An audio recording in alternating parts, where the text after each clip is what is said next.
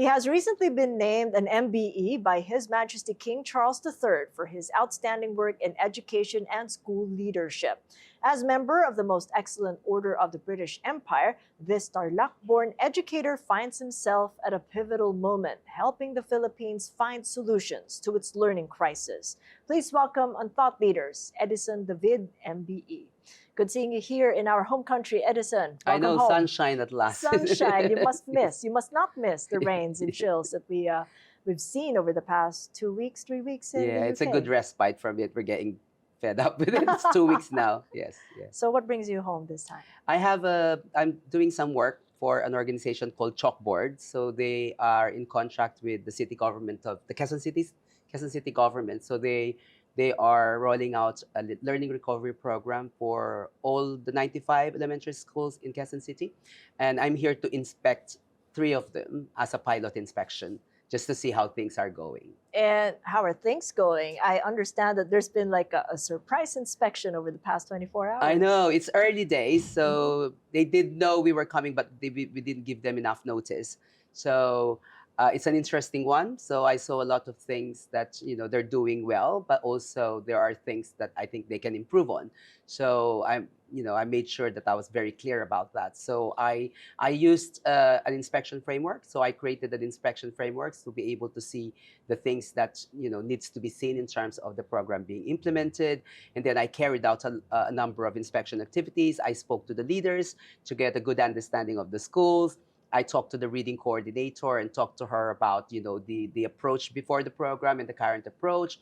I also did a learning walk. So I saw a total of 14 lessons, about 10 or 15 minutes in each of the lessons. And then I heard 12 children read across the abilities. So I heard 2 lower attaining pupils in reading, 2 middles, and 2 highest in year 1 and year 2, grade 1 and grade 2, as they call it here.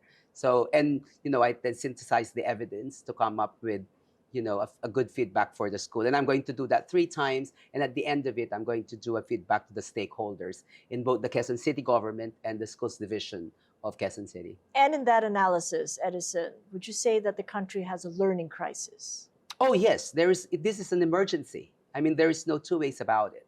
And both the teachers and the leaders agree with me as well.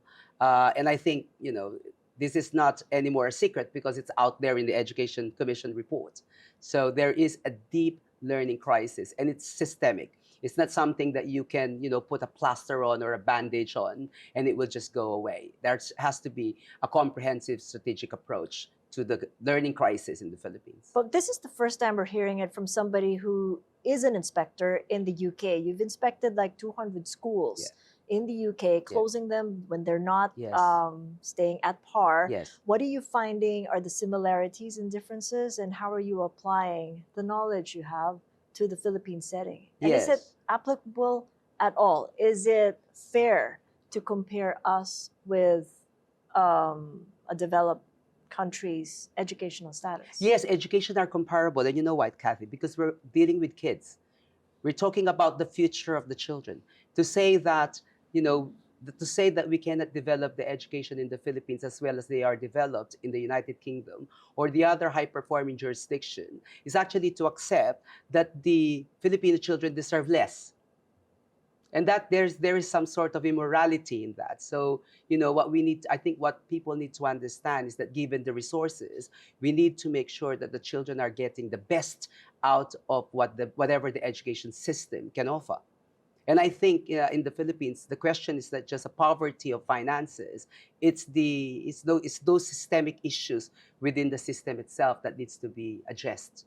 Name us those systemic issues. You've mentioned that you've given recommendations to the inner school that you've inspected. What would be the 1 or 2 things that can be addressed in the immediate? Yeah, well, the first one, and I think the Education Commission actually wrote it in the first 5 pages, which is reading.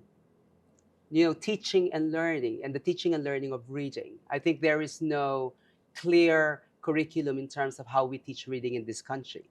And the teaching of reading is not anymore a secret in the modern world. In the last decades, there is, a whole body, interdisciplinary body there. There's a huge body of evidence from a lot of different fields of science in neurosciences, cognitive psychology, linguistics, and education.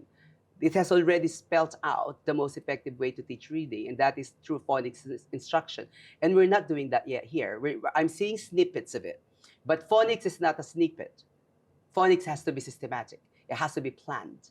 So, and it's not there yet. And that is very important, I think. There is no, I think I already spoke to you about it. There's not no even pretending of trying to learn the different disciplines in the school, like history, geography, and science, if you can't read. Because most academic reading is actually written reading. So you have to be able to read. And also, reading has to be explicitly taught. Because, evidence and science tells you that reading, unlike speaking, speaking is a natural process. You don't have to be taught to be able to speak, because you learn it naturally. But reading is not. You have to be taught explicitly and systematically. And that can be addressed in the immediate. It is urgent, but it can be done. And you say you've seen snippets, but Yeah. you'd rather to see something more expansive and comprehensive. How then can you scale up this messaging? Yeah. Now that you've checked out the inner city school and you see what's wrong, how are you now communicating that to the other stakeholders in the bigger ecosystem? Yeah, so I already had an initial conversation with the good secretary, Sani Angara. He came across really genuine and authentic. And I've discussed with him, the importance of early reading reforms, which I think didn't take a lot of convincing because they knew that that is going to be, the case, that they need to make sure that the strong foundations are there. So foundational knowledge is the key to learning. And one of the importance of that is reading. Now, the question is, how are we going to get that message across with urgency? Because in an emergency, you don't wait for a year, you don't wait for 2 years. Actually, in an emergency, if you go to the hospital, in an emergency, you want to be seen in at least the hour. So how are we going to convey that message that it is urgent? I think people just need to look at the Education Commission report. So if 9 out of 10 pupils are not reading, if that is not emergency, if that is not urgent, then what is it? And I think that's the message that I want to convey across. This is not a matter of ideologies. This is not a matter of, theories. This is not a matter of what they think about the language policy. This is a matter of emergency for our pupils to be able to read at the correct age. Because there is, there's evidence out there, not only in the modern world, but especially in vulnerable, in disadvantaged communities, where if a child is not reading at least at the age of 7, they are already significantly, and that's the operative word there, significantly disadvantaged compared to their peers who are reading. And the sad thing about this, Cathy, is I'm sure of those 91% of pupils who are reading, most of them will be from public schools. So they are already born with disadvantage, and we disadvantage them further by denying them access to a wider body of disciplines because they can't read. It's heartbreaking, it's saddening, it's sobering. I know people are celebrating the Education Commission report because it took a lot of time to put it together, but I think the celebration has to stop now because the content of it is something that we shouldn't be celebrating, something that we need to be focusing and working on. So when you've got the Department of Education focusing on constructing new classrooms, in fact, the 2026 budget, 9.6 billion pesos, is focusing on classroom construction.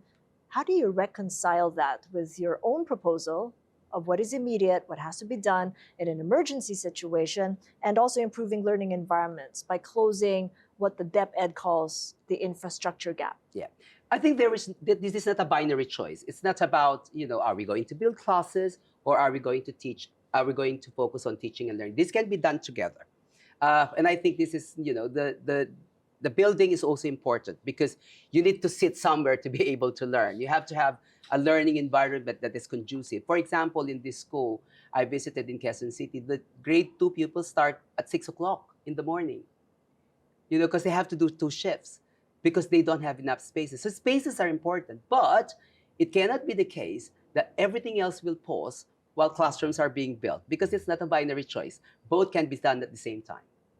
What about for the trimestral system? Because the the good Secretary Angara had also proposed a trimestral system in the educational field, so that teachers will have less load, and that the education would be more of a flexible.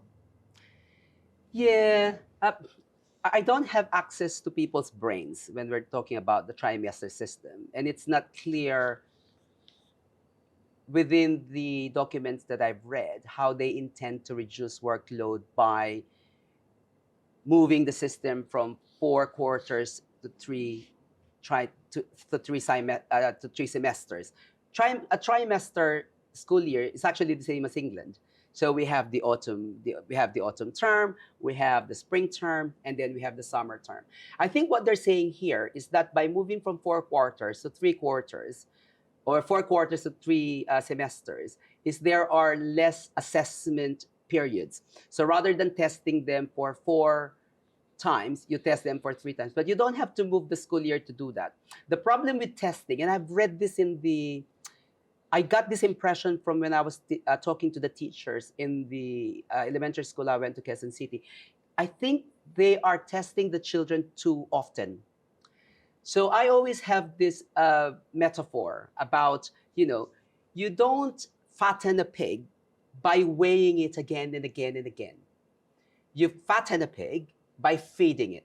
So you make the children better, you get the children thinking better and knowing more and understanding more by teaching them more rather than testing them more. Because testing doesn't make you better. You know what I mean? So I think it's not when you're looking at workload, I don't think it's a matter of fidgeting or, it's a matter of looking at those semester periods, but there must be a wisdom to it that I don't know about. The wisdom from the Alliance of Concerned Teachers is they've remained skeptical, because they're saying that the change could actually add to their burdens. Yes. So the teachers have been complaining that there's just a lot of paperwork to do after teaching kids in class. And this has become a problem, and a problem of teacher quality. Well, if that is the case, I think the department needs to, step back a little bit, reflect, and ask themselves, what do I really want from teachers? Do I want papers from them, or do I want them teaching the kids? We've gone through this period in England as well. In 2001, the Department of Education in England published a list of 24 administrative tasks that teachers shouldn't be doing. Should not be doing. Shouldn't be doing. So they took away 24 paperwork that was taken away from teachers, because the department wanted the teachers to be focusing on teaching and learning. So that is concrete. So from then on, if you, for example, ask a teacher to, you get a display and you put it up, a teacher would say, no, it's not one of my jobs. I don't put display up. It's nothing to do with teaching and learning. Or before, they were asked to collect, can you collect the dinner money from the pupils? No, I don't do that anymore, because it's concrete. It's there. These are 24 administrative tasks that I'm not supposed to be doing. And that's what we implemented in England. And alongside that is we introduced the 10% PPA time. So if you have, say, for instance, 30 hours of teaching a week, you get 10% of that as your planning, preparation, and assessment time. It's a dedicated time. So teachers do not have to use their evenings. They do not have to use after school. They do not have to use their weekends to do that. We give them almost half a day every week to do the planning and preparation and assessment. That's how you reduce teacher workload. And that's something that can be replicated, do you think, in the Philippine setting? Yeah, of course. Having inspected local schools. Yes, here? you can do whatever you want, given the political will. But also, you have to ask yourself, this amount of paperwork that you're asking from teachers, has it made the children better in terms of their outcomes? Did they make them read better? Did they make them do mathematics better? If they're not, why are you doing it? It's as simple as that. Exactly, because what they say is teacher quality is only as good as the curriculum. But I as you said have that. problems, yes, you did. Yeah. And since you do have a problem with the curriculums, then there goes the chicken and egg problem. Exactly. Exactly. The curriculum, I don't want to slight people who wrote the curriculum. I think they wrote it with the best intent in the world. And I'm sure that they have used whatever educational theories and whatever educational policies they have to come up with the curriculum. But what I'm saying is that I am a teacher before anything else. And if I am a teacher looking at the curriculum, I will find it very hard to plan from it because it's not detailed enough. So if I, with a master's degree and have, years and decades of experience, cannot plan from that curriculum, what's happening with the teacher who just graduated from a university? What are they actually teaching? But also, if they're able to plan for it, how much time are they actually spending trying to make sense of what's written within the curriculum? What we need to give them is a curriculum that is already planned for them, that is detailed enough for them to be able to just implement it. That is the early reading program I am proposing to the department. The early reading program I'm proposing to the department will tell the teacher exactly what they're going to teach from day 1, from day 2, from day 3. Not only what they're going to teach, how they're going to teach it, but also they're going to be provided with the digital materials to be able to teach it. So everything is done for the teacher. All the teacher needs to do is to understand the theories behind it so that they understand what they're doing and then just do it. That's how we've done it in England for all these years. And year on year on year in England, 80% of our pupils at the age of 6 are reading fluently.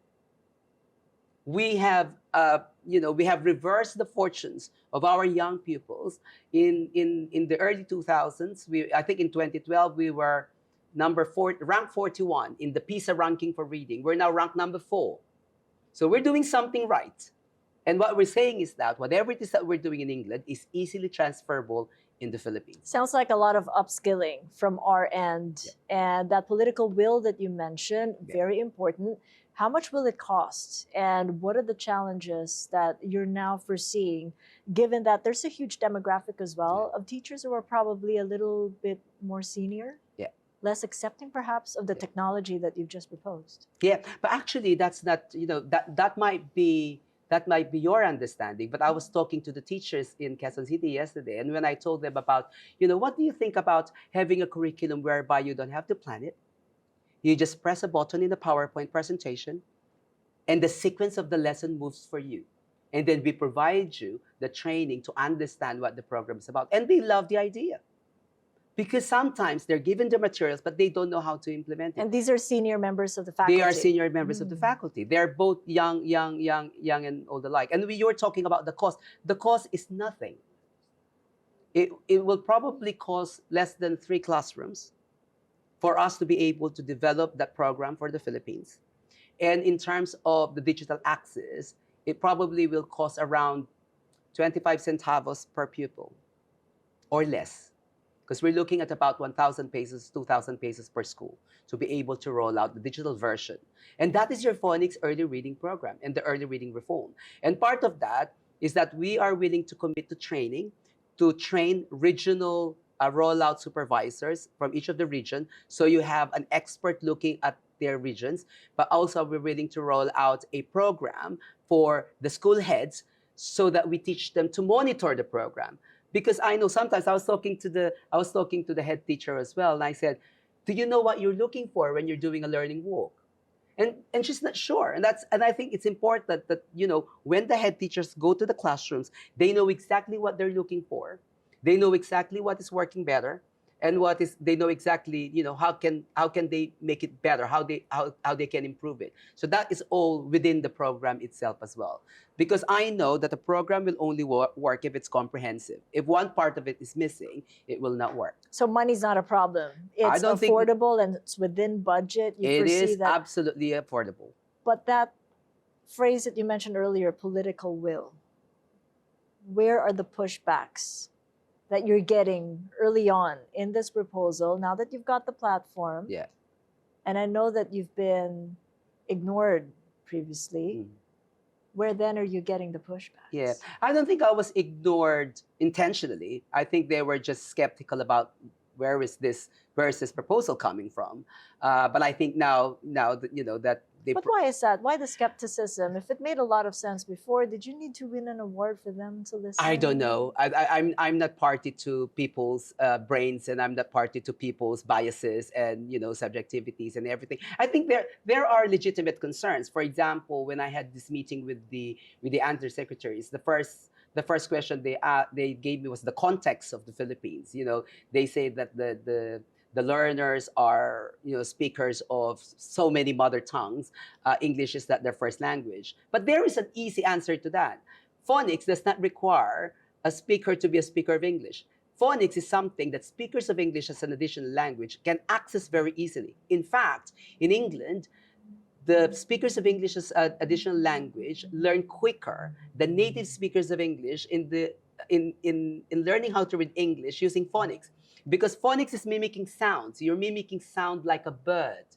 So you don't have to have the proficiency of the language. Now, the proficiency of the language or language understanding is it's an important component of reading comprehension per se, reading comprehension in its entirety. But we're not talking about that. We're talking about decoding and word recognition, because you cannot understand something that you cannot read. So you have to read, and that is what the phonics instruction is about. So that's one of the pushbacks, contextual. The second one was I was asked, oh, we've just had a new curriculum.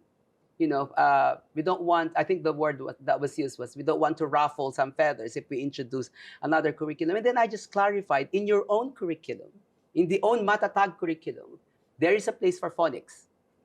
But the phonics curriculum in the Matatag curriculum is not as planned and systematic as it should be, that teachers can just pick it up and then teach it. Because that's important. The teachers can just pick it up and teach it in an effective, systematic way. So I said, it's already there. But also, I don't think this is the time about, thinking about whose ruffles whose feathers you're ruffling, because 91% of our pupils are struggling to read. To be honest. I mean, would you even care about what other peoples are feeling about it?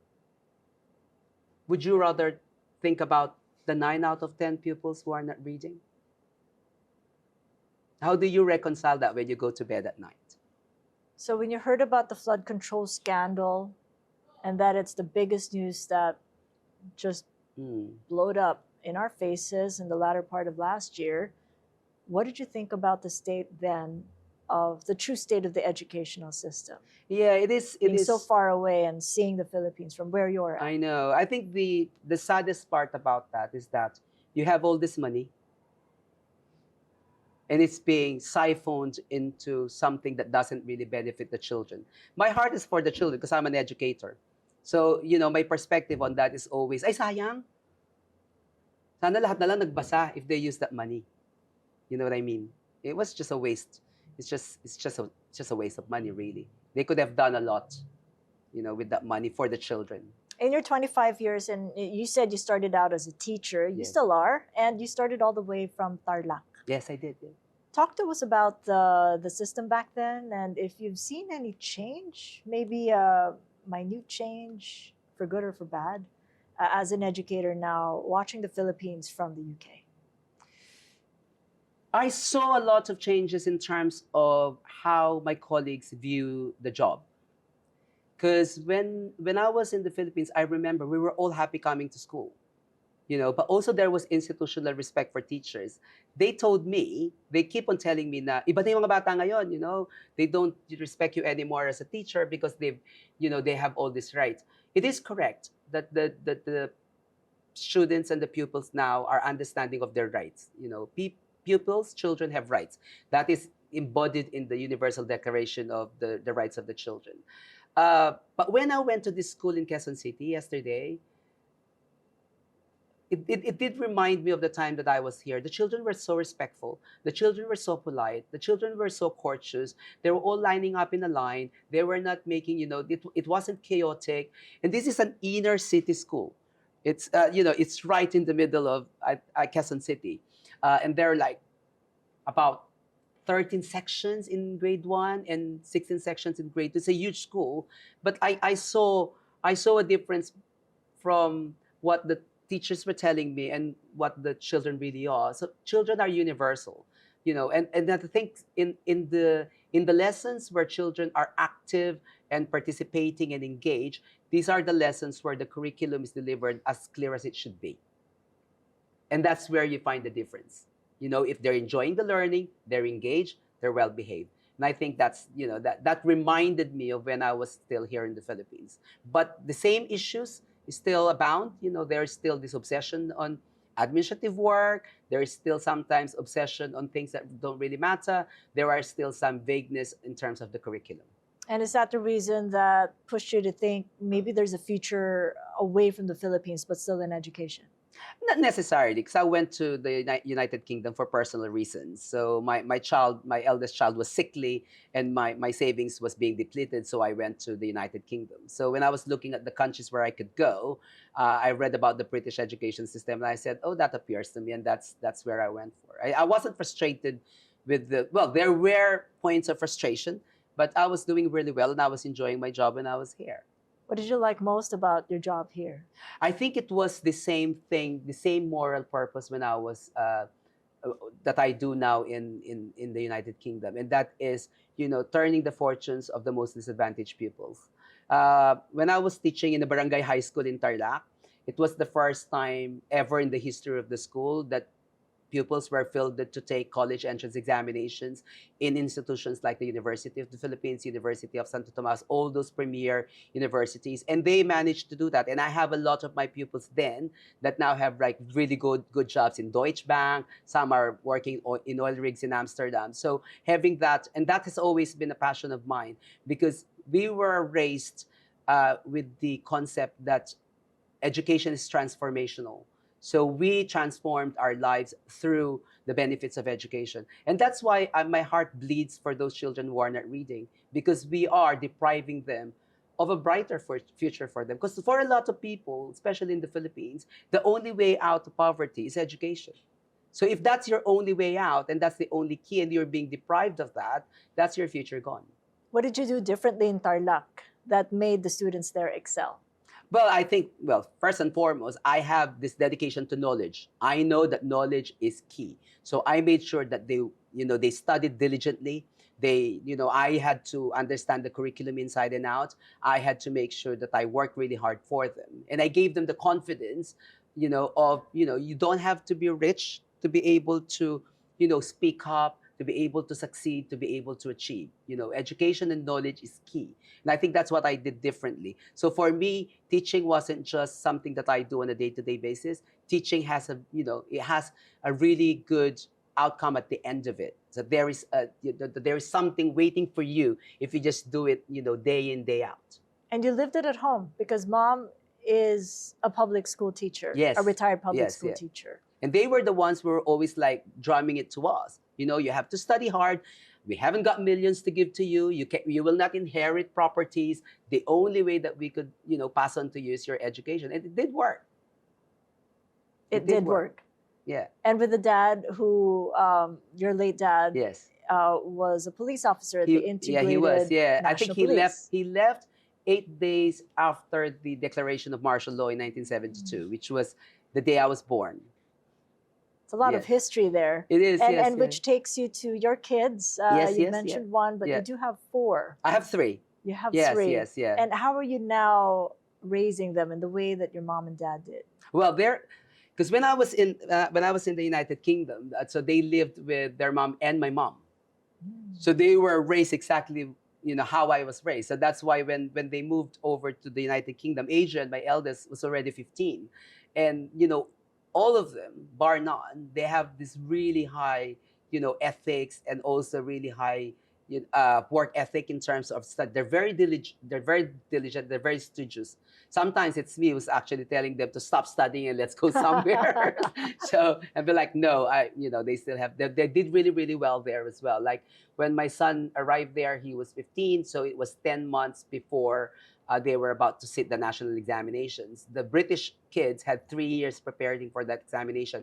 He had 10, and he came out with 10 A stars and 2 A's, which is the best set of grades that you can have. So, and that's the same with my daughter and my youngest son as well. So it's a life lived well as an educator and Yes, as a yeah, migrant Filipino. It makes parents here think when they see their kids and the way that there's a learning crisis here, what about our kids? When we have talented Filipinos like yourself helping other kids, when you could have helped our kids in the Philippines, how do you reconcile that? Well, I think, you know, this is the reason why, you know, and I already said this before. I mean, I don't think the Philippines is entirely disadvantaged by people leaving the country, because what we do then is we return and we have, you know, the benefit of, you know, the wisdom that we get, the experience that we get, the additional studies that we get there, and we're able to contribute it. And that's why I'm here. And, you know, I think I'm an example of, you know, I've left, you know, and I'm coming back, and I want to give back to the system. And I think that can only be a good thing. The world is about a borderless world. I mean, we don't have to be selfish and keep our, you know, and keep our talents in the country. But one thing that we need to do, though, is we really have to start thinking about how are we going to make sure that we're not losing all this brain, that we're not draining our country of that, and, you know, that people actually going abroad or going overseas is actually a matter of choice, you know, not a matter, you know, not a matter of necessity. In your dealings and conversations with fellows like yourself, migrant teachers who have relocated overseas, not only in the UK but other countries, what kinds of conversations are those? Are they one of kailan ba tayo babalik? Or kailan ba mag-i-improve ang educational system sa Pilipinas? Parang walang pagbabago, kumbaga. Well, actually, I'm not only in the Philippines, because I deliver training for diverse leaders in England. So, because England's workforce is very diverse. So there's, you know, collection of, and we always think about how are we going to help, you know, the people from back home in terms of the systems, because there are so many transferable systems from England to the United Kingdom. But I am never someone who's, you know, who switches to frustration without trying. You know, I don't have to, but I want to, and I think I must, because I find it, you know, I don't want to sound, you know, morally on a high ground or something. It's just that I know that I have something to contribute, and I think I will be doing my country a big disservice if I don't speak up, because I'm not speaking up because I can. I'm speaking up because I must. Because we are sat here, 91% again of our pupils are struggling to read. And I know that we can do something to turn those fortunes around. Is it then morally right for me to just, you know, take a step back and then talk about, you know, being frustrated, or talk about, you know, the follies of the system, but really not doing anything about it? That's just not my style. You know, I will do everything in my power to try and help. I will poke whatever it is that I can poke. I will go to venues like yourself, which I know people are watching, you know, to get the message across with absolute urgency, and in, you know, looking at it as an emergency crisis. What I'm worried about is if I get fatigued, and I'll say I've done my best and I'm going to stop. Because when I come to that point, I will just stop, because I have other things to do as well. But you have friends who are just like yourself, whom you can call to action, and say, do the thing that I'm doing. But are you getting through them, though? Are there more like you who want to surface and want to help your cause right now here in the Philippines? Yeah, I think some of my friends who are, they're not really in education, but they're doing that in their own fields. But what is interesting, Cathy, in this journey is that I have a group of experts who are not Filipinos who are helping me to do this. So the curriculum development of phonics, we've finished phase 1. All of that work I'm the only Filipino within that panel of experts, and they've done it because I begged them, but because there is, you know, that sense of purpose is actually imbued in a lot of educators. So they know that if this is something to help our kids in the Philippines, they're more than willing to help. And that is, you know, that again shows us about, you know, the borderless world, which is, you know, you're a part of it as well. You know, having been overseas, and you know that, you know, in some areas and some purposes in life, you cannot just look at those border limits. They cross borders. And that's what my colleagues and the experts in England are doing for us as well. And And it's really interesting where we're finding our position, because we are finding our position whereby we're offering help, but the receipt of help is not as urgent as I wanted it to be. It might be because we don't know what's happening behind closed doors, but also I'll probably, measuring the urgency in terms of the England way of thinking of what's urgent. Because, in England, when you say it's urgent, it's yesterday. It's happening, or it should have happened yesterday. That's what you mean by urgent. So your biggest challenge is patience. Yep, patience, because I don't think we can afford patience. Do you? If you have a child sitting there in your living room at 10 years old, cannot read, do you have patience? I don't think so. And then you multiply that by however many millions. Is there a room for patience there? I don't think there is. Really. So what is the roadmap looking like for yourself coming from the UK and gaining the confidence of the current administration to do the changes? Tell us what sort of a timeline, a realistic timeline's looking like, incorporating the classroom construction along with curriculum change. Yes, but we're not asking the department for a overhaul of the curriculum, because that's their job. I'm not doing their job for them. And I want to be really specific in terms of early reading reforms. So early reading reforms, because I think it's key, and that's why I want to have a singular purpose and a singular focus. So in terms of timeline, because the curriculum is already there, and what we want to do is to roll it out nationally almost simultaneously. If you say, the department says, yes, we can go ahead now, we can start the training and the production of the resources by April, ready for implementation in June. And we can have a parallel implementation whereby your grades 1 and 2 are being taught the same phonics program on year 1. And then the following year, the incoming grade 1 will get grade 1, the grade 1 will get grade 2, and the grade 2 will have grade 3. But it's the only first 3 years where you have grade 3 learning phonics, because we want them to exit the phonics by grade 2.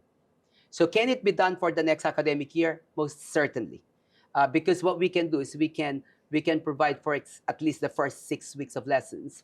And then while they're teaching them, we are producing the other lessons as well. But because they're web-based, they can be accessed anywhere as well. Because what I've done is I also talk about, what is the printing cost going to be for them, but also how are they going to look after those printing materials? How are you going to transport the materials? Because you need boats, you need airplanes. And I said, no, we're not going into printed materials, so everything's going to be digital. So they're going to teach from a screen in their classrooms. They can buy a television set, or if there's a television set in grade 6, put it in grade 1 or grade 2, because that's where they need it. Because they need to focus. Reading is a priority, and everyone should do that. So the timeline is actually, it's tight, but we're finding ourselves in a tight position because the response is not as urgent as it should be, but it can still be done from June. So if you want the children in the Philippines to be learning English via phonics by June, you have to pick up that phone and say, yes, we can start now. Have you considered the off-grid areas, though, those not yet connected to the internet? Yeah, but what we can do them is that we could probably give them, not hard copies like paper copies, but we can give them electronic copies of the materials. And your confidence level for maybe progress in 3 years? Oh, yes, most definitely. We will see some progress. Because the baseline is very low. You have a leeway there. So you're looking at the moment, you're looking at about 8% of readers. Give and take, your first results will be around to 40-50%. As the teachers are getting better and better, you're probably looking at 70%, you're looking at 80%. In terms of decoding. But you have to also convince the teachers to stay, because maybe some of them may want to also look for greener pastures overseas. Yeah. And that will only worsen the teacher shortage we have. Yeah, here but in we the churn out teachers year after year after year. We're producing teachers. The problem is, we think that we're losing effective teachers. The ones that are leaving we think we are effective teachers. But what we need to do is to make all teachers effective. So even if you get a slice of the effective teachers leaving, you still have a largest chunk of your effective teachers being here. But what makes them stay, though? What incentive would you give that chunk of effective teachers to keep from leaving, at least for now, and work on this new curriculum? Yeah, I think the incentive, teachers do not go into profession because they think they're going to be rich. But we need to look after them as well. So you need to make sure that their salaries are good enough. That you need to make sure that the workload is manageable. They need to be treated as professionals. You know, if there is I just read something on Facebook about, you know, I don't even want to repeat, you know, the adjective that was used for teachers. Teachers are teachers. You know, they are professionals. They've already been trained. But as I said, they're only as effective as the curriculum that you're asking them to deliver. They're only as good as the training that you provide them to deliver that curriculum. And they're only as good as the resources that are there for them to deliver that curriculum. Given those three things, teachers will be effective. There will be outliers where, you know, you do everything, but they still don't get it. But those are a minority. Those are a minority, because if they're able to implement the curriculum that is as clear as it could be, then I promise you, especially in phonics, I promise you, majority of our teachers will be effective. And when teachers feel they're effective, when teachers feel that they're making a difference, and when teachers have that work-life balance, that they can go home, not having to think about the resources they're going to use for tomorrow, not having to think about the paperwork that they're going to do, there will be job satisfaction. Because not everyone wants to go abroad. And not everyone can go abroad, because, you know, opportunities for Filipino teachers abroad are actually quite limited. Like the United Kingdom, we don't really recruit teachers from the Philippines, for instance. So they're quite limited. But that doesn't matter. Whether they have the opportunity to leave or not doesn't matter. What matters is, how are we going to value our teachers for the professionals that they are? Because they are professionals. And, you know, no person can actually talk down our teachers. I'll be the first one to say you do not have the right to talk down to our teachers. Because even though 91% of our pupils are reading, that is not all down to the teachers. I will say that out loud. No one can say, I have empirical evidence to say that the teachers are to be blamed for it. Far from it. Far from it. And you can see I'm annoyed by it, because it's an annoying thing to say, that you have empirical evidence to say that this is caused by the teachers. Has anybody come to you with empirical evidence? No. They just post it on Facebook. They have empirical evidence to say that the teachers are causing this. Of course not. They are the ones that are being asked to deliver a curriculum. The curriculum is not effective. The resources are not effective. The training is not effective enough. And therefore, you have, you know, those outcomes. But it's not down to the teachers. The teachers get up in the morning with an absolute passion to turn the fortunes of these teachers around. But we're not giving them the correct tools to do it. That's the reality of it. That's what I saw. For those wanting to be in the teaching profession, let's say young as they are, listening to us right now, what would be the benefits of actually getting into teaching as a profession, knowing what we do now, of the learning crisis, of the challenges, and also the reputation or maybe even inferences people have of being a teacher? Yeah, it's like, you know, why do people plant flowers? They're not going to get rich out of it. They just want to see something that came out of nowhere. And it's the same as teaching. The beauty of teaching is having someone go into your room, knowing nothing, and come out of it 2 years after, reading whatever book that they pick up. That is the reason why people come into teaching. They don't come to teaching and say, oh, I'm going to be a teacher because I want to be the millionaire that I can be. I want to be a teacher because I want to buy a Ferrari and a Jaguar. No, they don't do that, Cathy. That would be nice, but they don't do that. We don't do that. We go into teaching because we have the passion for teaching. We have the passion for helping others. And that's true. That's you know, and that's people who come into teaching without you know, their heart being in the right place. Usually, they are the ones who don't last because they just don't have the moral ground to stand on. Well, I wish you well in the journey. It's just getting started, Edison. I know. Thank you so much for all the sharing and insights. Thank you. That went quick. Yes. Thank you. Thank you. Catch us again next Thursday, 7 p.m. Philippine Standard Time on One News. You can also check out the long conversation on YouTube, Spotify, Apple Podcasts, and Google Podcasts. Like or follow my social media pages. I'm Cathy Yang. This is Thought Leaders.